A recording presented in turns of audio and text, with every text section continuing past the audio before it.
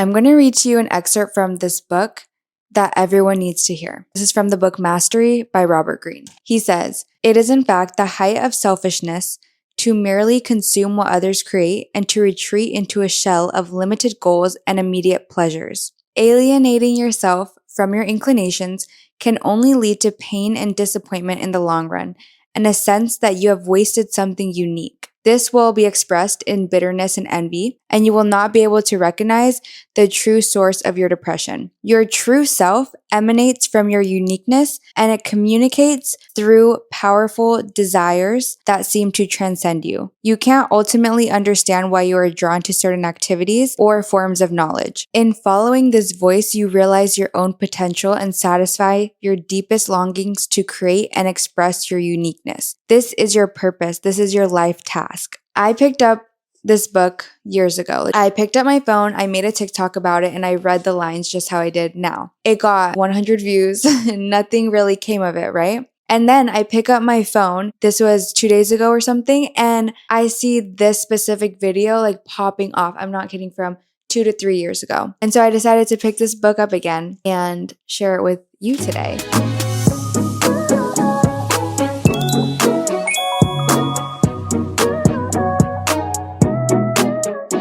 So I want to go into this idea today about how important it is to follow your curiosity and your inclinations and what happens when you don't, and how this can help you elevate your life in so many ways. The author is saying, when you don't act on that calling that you have, when you ignore the idea that keeps following you, then that's only going to create resentment towards other people who are doing what they want to be doing. Act on the ideas that you have and create more than you consume, or at least as much as you consume, because the creation leads to the fulfillment. Yes, consume for inspiration, consume for entertainment occasionally, but we all have something that we're meant to express. I know a lot of people suppress their ideas and maybe feel confused by them. I know I did when I first had ideas come to my head. I would be like, well, that's not something that I can do because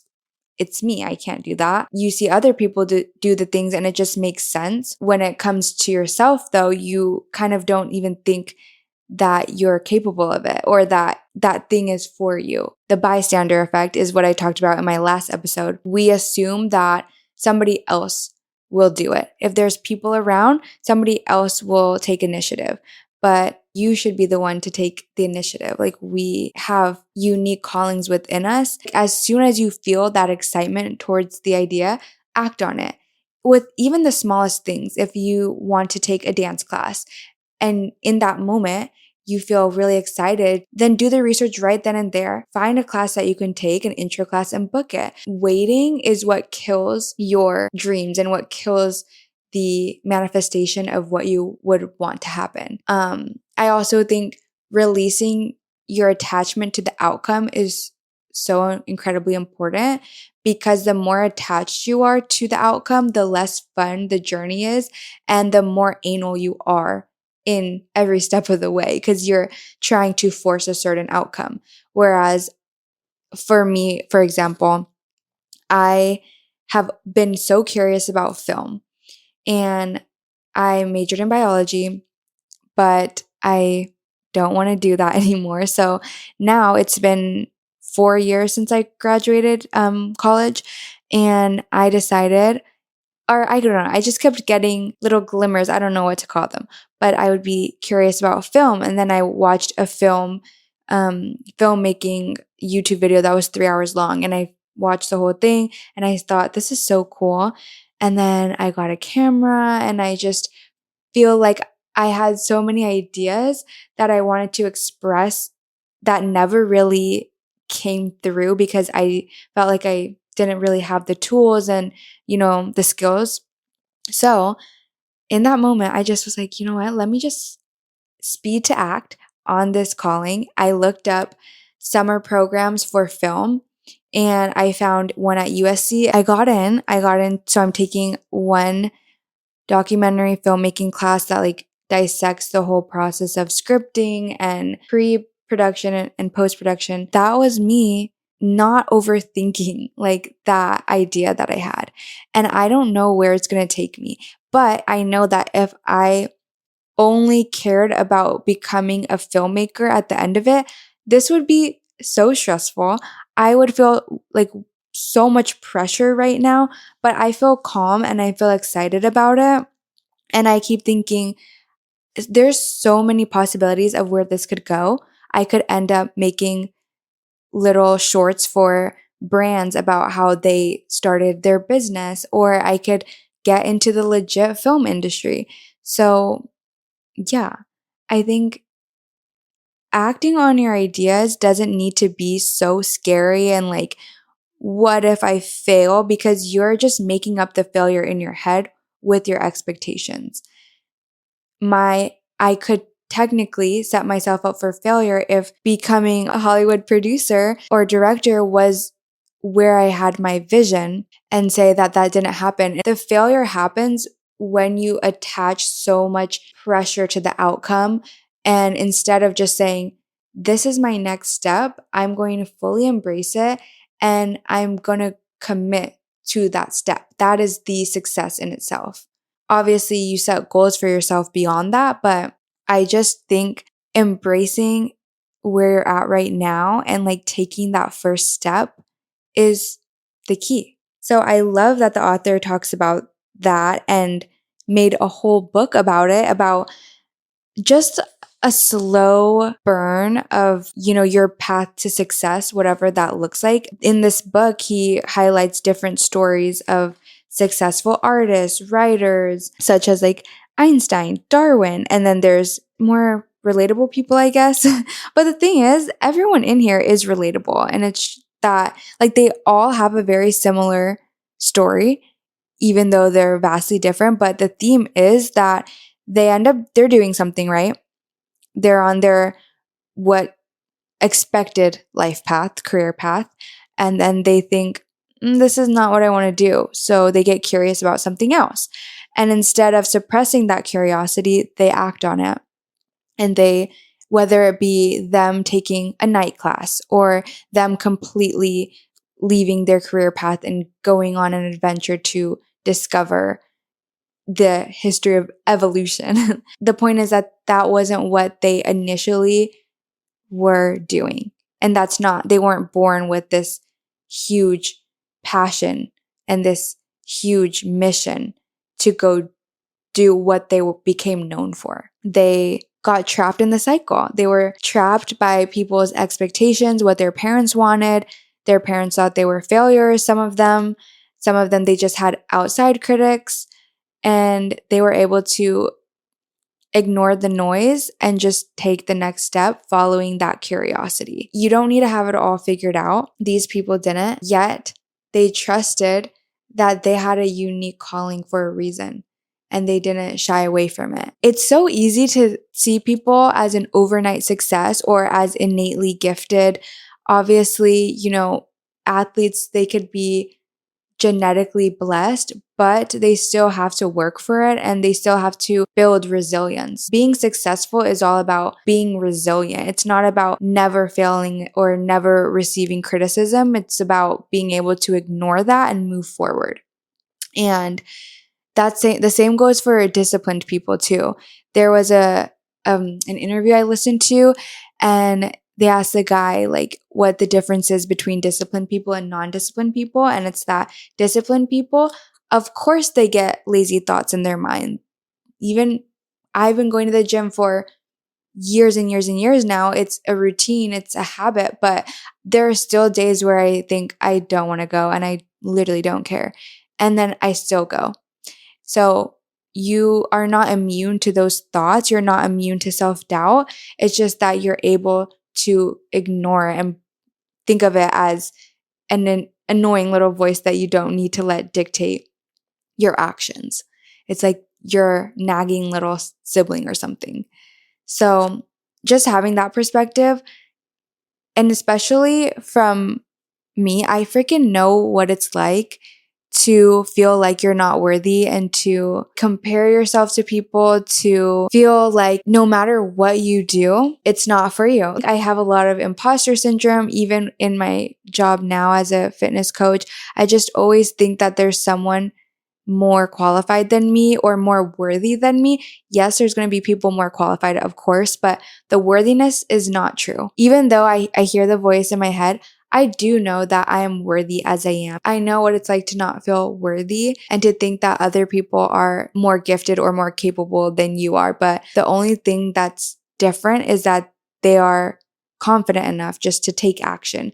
And also, you don't need confidence to take action. You just got to do it, and the confidence will come later. When you get good at something, confidence is just a lack of skill. And the more you develop that skill, the more confident you become. Even if it's, oh, I'm not confident in my body or in my appearance. That still comes from practicing tall posture, maybe practicing wearing a style that you like or doing a makeup look that you like, putting in the effort, and then the confidence comes later. You don't wait to have confidence to take action. You don't wait to have muscles to go to the gym. And something I've really been obsessed with, I feel like it is my whole mission to understand what is authenticity. Tying into this message that I read, authenticity is paving your own path no matter how that looks and no matter how other people will perceive it. You will always be perceived differently in somebody's head. There are so many versions of you, so many stories of you existing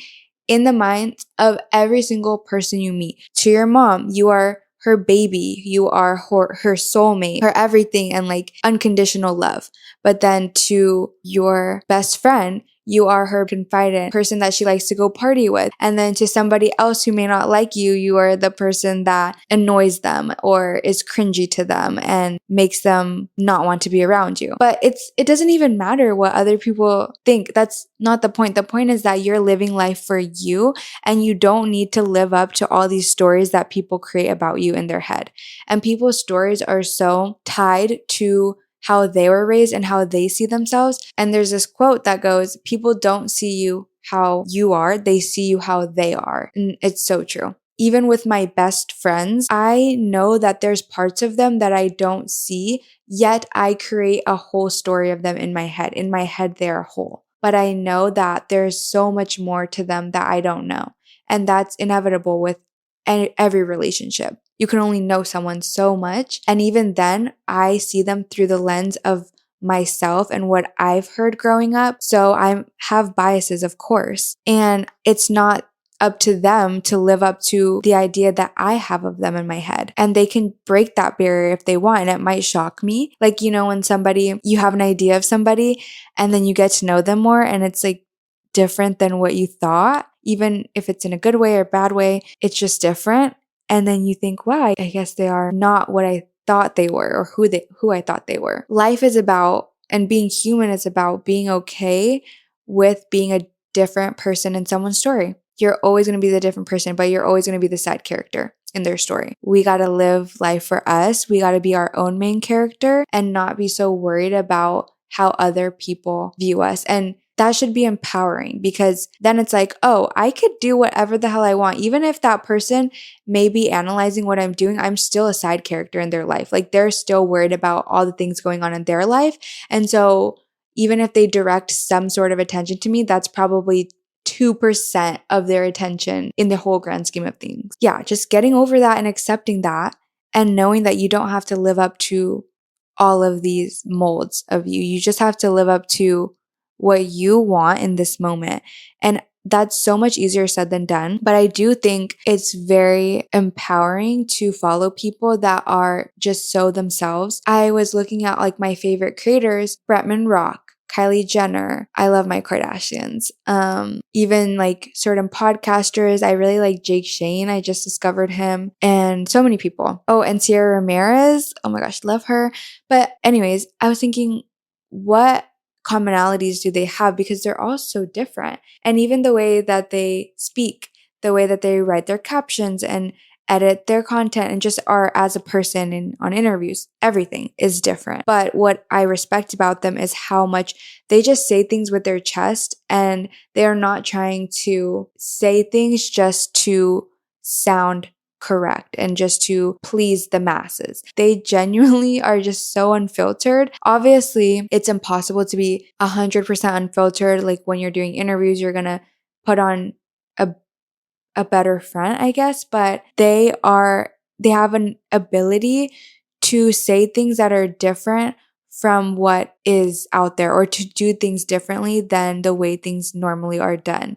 And that is why they're successful. It's not that they are born with more worth than we are, or that they have these special gifts. And of course, money does help. But overall, I think you can have all of these external factors going for you and still not be successful because you're ignoring your authentic voice. You're not allowing your unique ideas to come through. And that's what makes a person successful. It's like, how fulfilled are you in your life? And how much can you own your ideas and make something of that? Use your vessel to create something that other people can enjoy. Make an impact, but in your own way, and like play the long game. And I want to end on this other Substack article. I took notes on it because it was so good. I actually think I wrote the notes, so they're not. So she was talking about how to move at your own pace while still making an impact. And she goes over the 5 types of slow burn successful people. So we have the ritualist, the daydreamer, the builder, the phoenix, and the wanderer. Basically, all of them like have a different creative style and a different execution style, but they all play on the fact that they are here to create something that will stand the test of time and that will actually reach people and connect with people. While one person may be like the wanderer, may be a little bit more carefree with their approach, the ritualist is more attached to a routine and like needs to have a breakdown. But that doesn't make either of them right or wrong. It just is about knowing what your style is and what works for you, and then trusting that process. So I really liked, even she talks about the phoenix would be considered somebody who turns their personal story into a powerful narrative that resonates and doesn't let their flops or their mistakes define them. Like they are able to control that narrative. If you need motivation, honestly, go through people's stories and look back at like where they started. There's even with Tate McRae, I don't know if I've talked about this, but I looked up when she popped off last year, I think. I was like, why does her name sound so familiar? So I looked her up on YouTube and I go see that from 12 years ago, she had songs. She would write her own songs and then play them, I think, on the guitar. And when it's a red bar, meaning that you watched it. So 12 years ago, I was binging her stuff. And I just thought that's so cool that I can finally see somebody that has had a slow burn and that stayed so consistent. And then now they're finally reaping the benefits of all the consistency and the hard work that they put in. So yeah, look at people's stories. If you have a YouTuber you like, go to their page and look up oldest videos, and it'll probably be from like 12 years ago, 10 years ago, and you'll see how different it is when they started. But the point is that they just got started and stayed consistent with it, powered through, and are ever evolving and unapologetic about it. I hope this resonated. Let me know in the comments what resonated the most, what you took away from this, and I will see you in the next video. Until next week, see you. Let's go into my consumption corner. Firstly, I am drinking this creatine water, and it's, I think, berry or something. But I'm back on my creatine because I got a flavored creatine. I've been drinking, before this one, the most like chalky, plain creatine. I would dread it. I would dread it every single day. I would skip it. I just wasn't consistent because it was so nasty. The tea is you need to get flavored creatine or mix it in with something but this one's so good. My next obsession is Substack. And Substack is basically a Twitter for creatives, for writers. And it is so like my cup of tea in the morning. I feel like I'm finally starting to understand how to romanticize life. I've been in the morning, I'll have my breakfast. Right now it's been yogurt, Greek yogurt, and then 2 eggs and some cottage cheese on the eggs. But yeah, I'll pull up the Substack, feel like it's my morning newspaper, and I'll just read a couple articles. Like I'll save a bunch when I'm scrolling at night and then save some that I want to read in the morning. And I'm like, I feel so seen on that app. It's as somebody who's very much a like emotional thinker, analytic, I think about everything very deeply and I try to find the meaning in everything. It's such a good app. And it's just cool. Like they have fashion on there, they have marketing, business, pop culture. Love it. And then my last obsession is the DJI Pocket Osmo Pocket 3, which I'm filming this on and recording. And it is so convenient for vlogging, for videos. I feel like I don't even need to really use my phone that much anymore because this is just as convenient as my phone. And then I could save storage on my phone. And it takes pictures, videos, it does 4K. So good. I mean, you can look at the quality that I have posted on YouTube. And I feel like, I mean, I don't really know much about cameras and stuff, but I do think the quality is comparable to the Sony ZV-1 that I have, and I don't even use it anymore because of this camera, and I'm considering selling it. So yeah, love it, convenient. I would get it even if you're not a creator for trips, family trips, vlogs with your friends, just to have memories back. And it's like $500 at Costco, which is a pretty good deal for a camera. It's 4K. And yeah, and it has like a tracking. It follows your face. Do you see this? So cool.